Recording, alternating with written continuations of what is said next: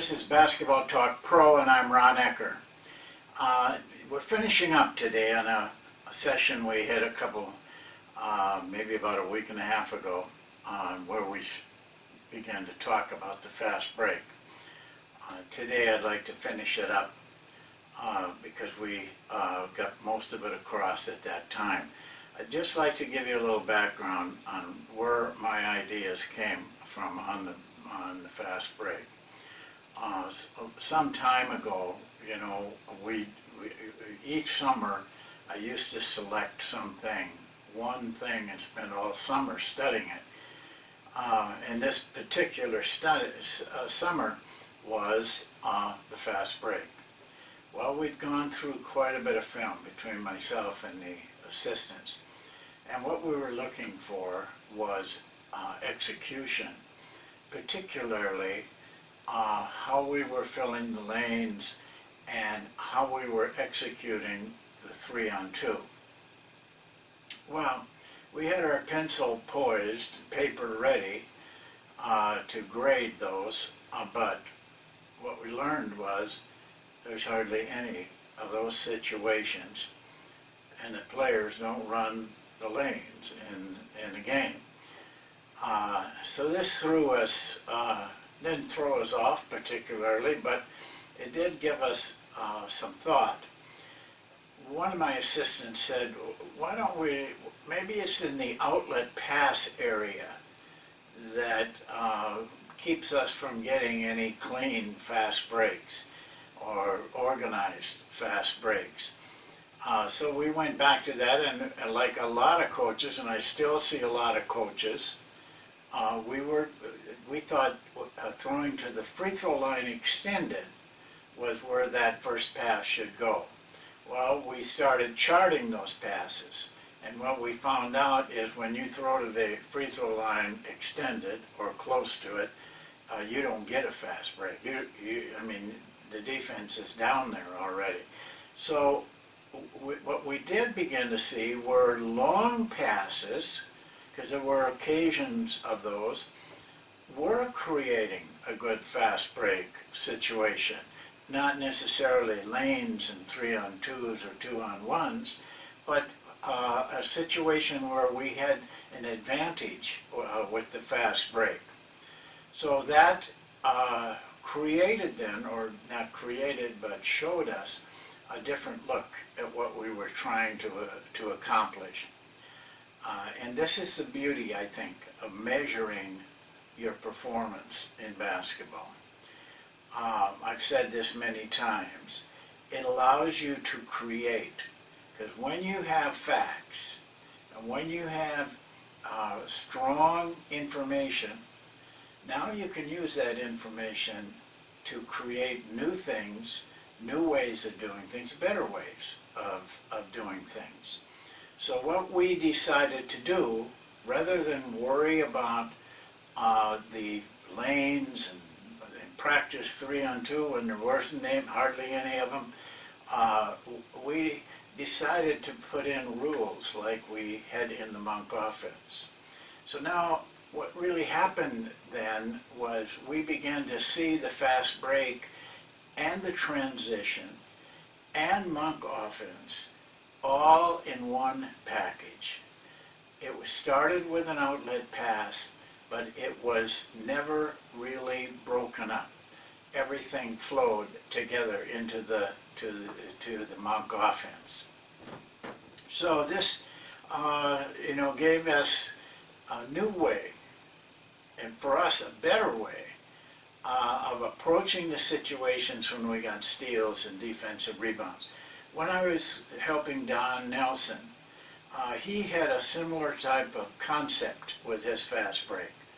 I liked his concept a lot, and I was very pleased because I had already pretty much made up my mind on the fast break, but to see that he also recognized that things weren't that organized, and basically I thought he had some really good thinking on the fast break, and he utilized it a lot in the game. Well, I'll go over our rules, but I'd rather do that on the whiteboard and I don't have anything written down. So you're going to have to get the rules as I show them on the whiteboard for you. But we'll go there now, and I'll try to keep things fairly separated so you know what a rule is and what it isn't. Let's go to the whiteboard. Well, this is where we left off in that other session.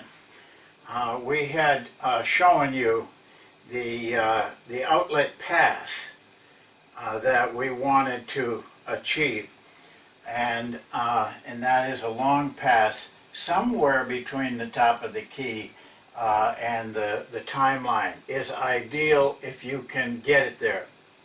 But let me mention a few other things about the outlet area, because it doesn't always have to be with a pass. That was one of our rules, of course, was the long outlet pass. The other thing we told our rebounders is this: they're going to get tied up a lot. It isn't always a clean rebound for them.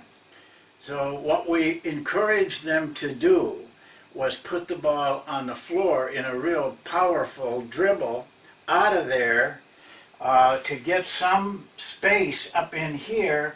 We could still give a little bit here and then make the pass.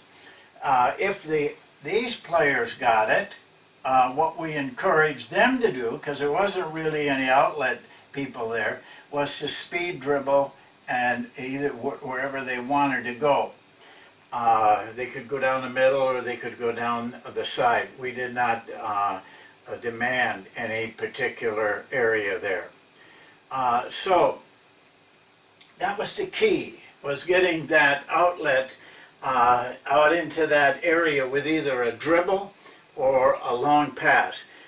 It doesn't always come about, but trying every time to get it, you will get a lot more numbers. Now you've got pretty good chance of outnumbering them or putting a lot of pressure on them at least.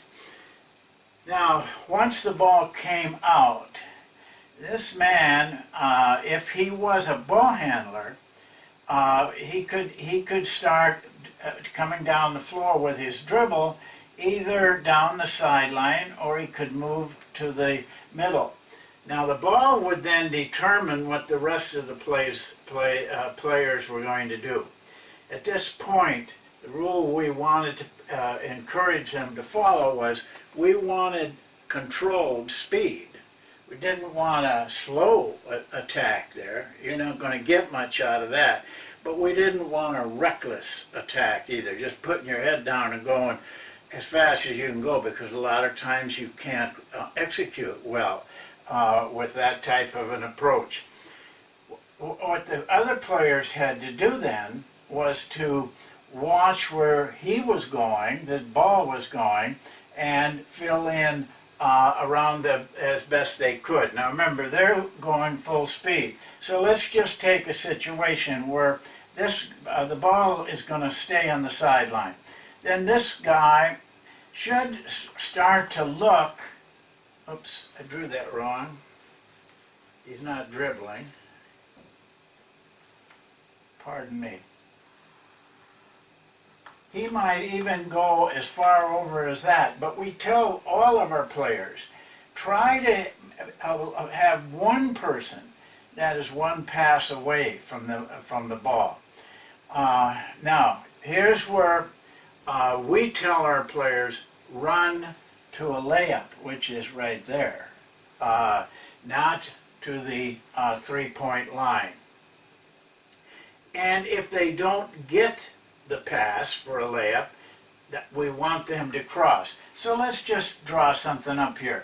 Let's say this guy now goes to the middle here. He's coming down here, say in that area. This guy who got out pretty fast is over in here. We want a crossing motion at the end of that break. What's going to happen to you is this guy might be ahead of the ball, or even with the ball, but he doesn't see anybody to cross with. That threaten them. Every time I've shown this to players, it threatens them. I tell them, don't worry about if there's no one over there. You cross anyway, okay? And maybe only one guy crossing, depending on, you know, we might have all players going down one area of the floor. But we want those guys to cross, because if they're running for the layup and don't get it, we want them to move out to the wing. Otherwise, they'll go in and stand there, and then we're kind of botched up. But that crossing movement, even when the defense is down there, creates a form of scramble for them. You know, they don't have men picked yet, and all of a sudden these guys are coming right through there. That crossing motion, even if it's just with one player, is very effective, and it generally gets somebody then into the wing position, where if the ball is here, he now has somebody to throw to and cut and start the monk offense. We also try to talk to our players about getting someone, doesn't make any difference who, but say this guy is coming down and sees that cross and the ball go to the side. We like to see if we can't get somebody in that post up right down on the blocks. That's always good, and but even if he doesn't get to that, a lot of times what we find in their effort to do it, you know, they get right in a gap and can go right in for a layup. So at this point now, then we are just playing in our monk offense. But in the monk offense at the end of the break, our players have a tendency to want to set up and look for that pass to the wing. This is a different situation. This is not a setup. We don't want them to set up. If we can't get the break, we want to be able to hit and pass and start into our monk rules. And then we're just playing our monk offense at the end. But this is seamless. Outlet, dribble, sprint to spots, cross, and then move right into the monk offense. This is, to me, this is not separate items. This is all one. It just may happen we get a layups or something like that off of the first thrust. That's fine. That's a part of our fast break. But it doesn't stop there if we don't get it.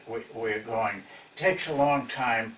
Not a long time, but if you got veteran players or guys that are older, they'll do this pretty quickly. Younger players learning, it'll take a little while because they have a tendency to want to set up or look around or something.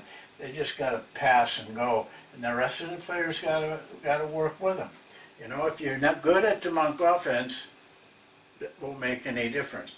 I regard this whole thing, as probably the most effective offensive threat that a team has.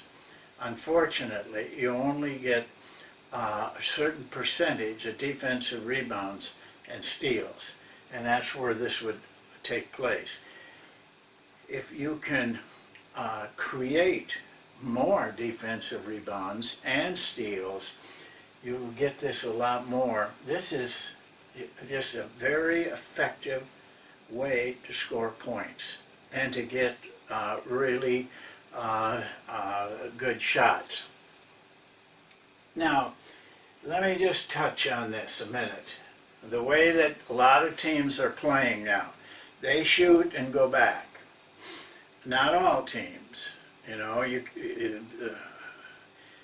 San Antonio is a team that doesn't, but a lot of teams do. They just fall back.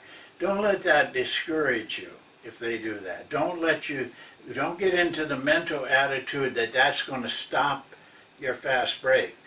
It may not, it may hinder the first thrust, but remember, we have a fast break that doesn't stop. And they will not be completely set up. The only way they could be completely set up is if we just didn't get the ball out at all. And you'll see a lot, if you do a lot of film work, you're going to see a lot of this passing out in here, and then guys kind of just drifting down, not running. Now that can be effective for those people that drop back. But if you keep the pressure on them, possession after possession, defensive rebound after defensive rebound, where you're coming at them hard and disorganized, so to speak, unpredictable is my term for it. It's pretty hard for them to find people to guard because we don't know what we're going to do, so they don't know what we're going to do. We are improvising as we go along, and it makes it very difficult for them, even if they get all 5 players back there. That does not discourage me at all.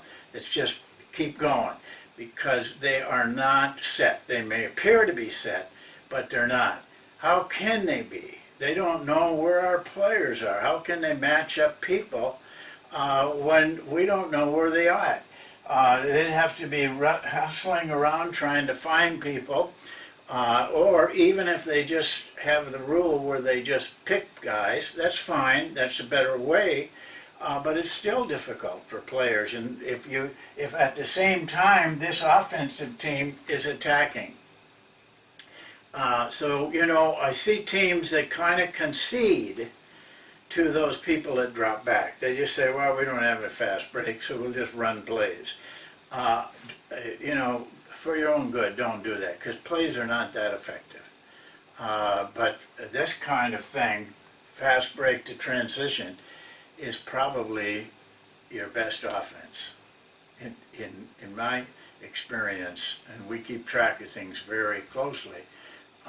This is where the points are most effective to get points in that area.